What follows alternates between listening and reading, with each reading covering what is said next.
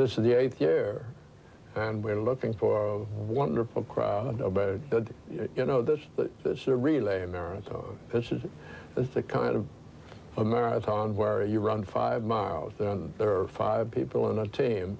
You run 5 miles instead of 26 miles. And the whole thing that we earn from the marathon thing goes to the St. John Child Study Center, which is a wonderful organization and does such wonderful job for children. It seems you've always done a lot of charity work. You've always gotten involved in the community. You've been involved in a lot of different things. Why is that? Why is that important for you to do? Well, I suppose you get sort of, I suppose you inherit a thing that you ought to keep busy, that hard work is a good thing. I know. I think probably I got a lot of that from my father. Yeah? Tell me about your dad. He ran a hardware store? Ran a hardware store. And it just, it was a very special place. I mean, I think I grew up in the hardware store. And then started, when I was old enough, I started working in the hardware store.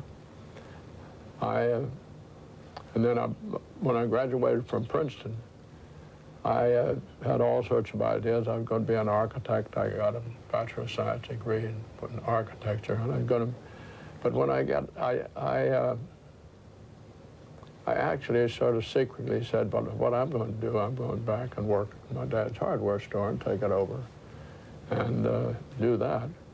And I got mixed up in this darn acting business, and I've been acting ever since. And doing an incredible job of it, too. Well, it's been one of... This is a very interesting situation. Please give me my robe. Man doesn't get in a situation like this every day. I'd like to have my robe. Not in Bedford Falls, anyway. Ouch! I know you've said before that It's a Wonderful Life is one of the films you're proudest of. Yeah. Do you think it has anything to do with, you know, Bedford Falls being the town that was in A Wonderful Life, being somewhat similar to Indiana, Pennsylvania, where you grew up? Oh, I think so. I think very much so. I think that's one of the reasons, one of the main reasons why it's still going. You know, I think the small town, the community. This is still a very, very important thing in this country, and I think the picture sort of puts this before the public. I want you to know, for Christmas last year, I bought a videotape of that film and sent it to my dad for Christmas, and he's played it so many times and enjoyed it. Well, I hope it was black and white. Oh, yes. Let's talk about that for a minute. I know that that's been upsetting for you, the possibility that some of the black and white films would be colorized. Yeah. Why does that upset you? Well, it's like somebody taking something that somebody has created and smearing it all with paste, or changing the whole setup, or in the case of a painting, putting a mustache on it, or doing this kind of. There's no excuse for it at all. And I think it's the most vicious thing that has been done in not only the picture business, but in all sorts of business, of creative businesses. I think this is one of the most vicious things that's ever been done. George, darling, where are you? George, darling, where are you? Oh, George, George. George. Let me touch you. Are you real? George. Oh, you have no idea what's happened to me. You have no idea what happened. So far in your life, and I say so far because you're a very busy man, always doing something. What's been your happiest moment? Is it hard to pick one out? When I married my wife, Gloria. You had been a bachelor for a long time. You were a tough catch, weren't you? I just, that was 40 years of my life, and then Gloria has given me the last part of my life.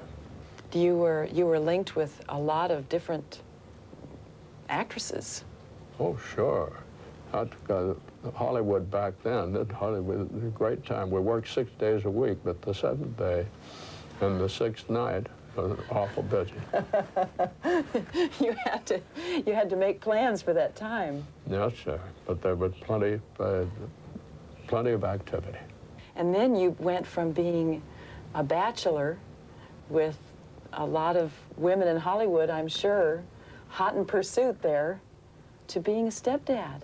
You automatically got 2 children in the bargain. Automatically got 2 children, and I felt that I felt that both of the boys needed sisters, and so that they would even off the thing, and they could have playmates and everything. So I fixed it up so we had twins. Twin girls. You arranged that. Nice work. Yeah, I thought it took some doing. How was it being a stepdad? Was it difficult for a movie star to be a stepfather? No, it worked. And the boys were just wonderful boys, and we just became a family right off the bat. None of Jimmy's children became interested in show business, but one of his daughters did become involved in a cause that's now close to Jimmy's heart: wildlife conservation. Kelly became very involved. Kelly went to Stanford, and Diane Fossey was a Stanford graduate, and she came back to give a lecture or something, and she was in Rwanda and got into the gorilla were an endangered species at that time. Well, this was a long time ago. And Kelly became interested in Diane when she came back to lecture at Stanford. And she got to know Diane and asked her if she ever needed anything, and Kelly would love to go to her. And a month or so later, Diane called her and offered her a job over in Rwanda. And she was there for 5 years, two years when Diane was sick and everything. And she and her husband ran the place. And it was a wonderful experience for her. How did you get involved in the Save the Elephants? Through Gloria. Really? Gloria has been for a long time a working member on the board of an outfit called African Wildlife Foundation. They have offices in Washington and Nairobi. They have taken over the gorilla conservation thing, and they're now working on the conservation of the elephants, the elephants are really being threatened by ivory poaching. 70,000 elephants are slaughtered each year to meet the demand for ivory. If this continues, they'll be virtually extinct in 10 years. I also understand that you lost one of your sons. In Vietnam, yeah. In Vietnam. Lost the oldest boy in 1967, I think. How did you and Gloria get through that time? Well, Frank, we just never treated it as a tragedy, a loss, a terrible loss, and we think about him every day. But we just remember that he lost his life in the service of his country, and we're proud of him. Jimmy himself had served his country proudly in World War II, and then came home and distinguished himself in film after classic film, making him one of the most beloved actors of all time.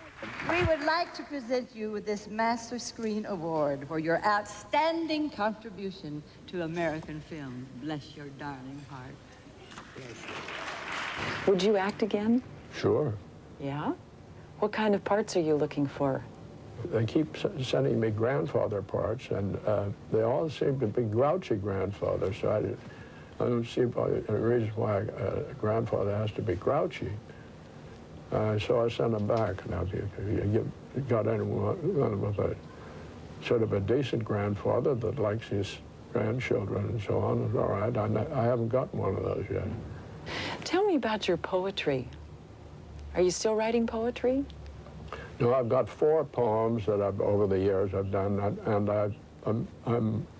it's going to be, they just showed me the cover of the book, and it's going to come out in July, I think.